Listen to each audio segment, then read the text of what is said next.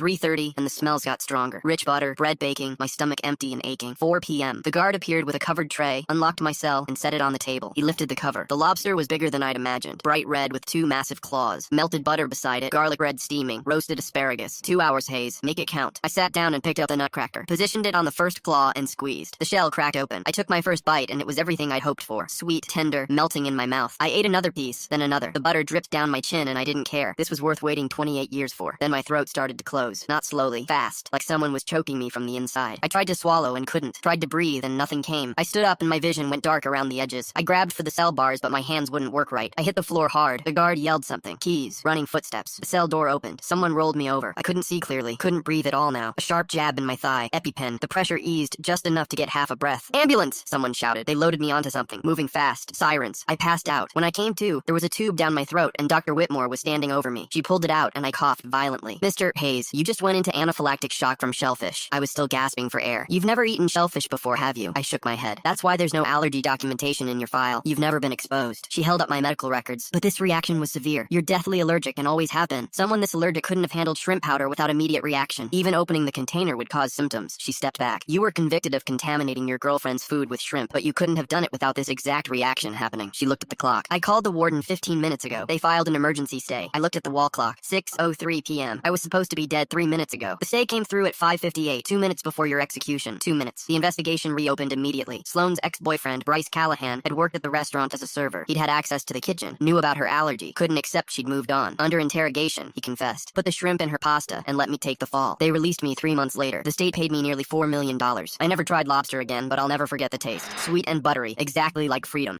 Before you go, follow, share, and comment your thoughts. Your support means everything.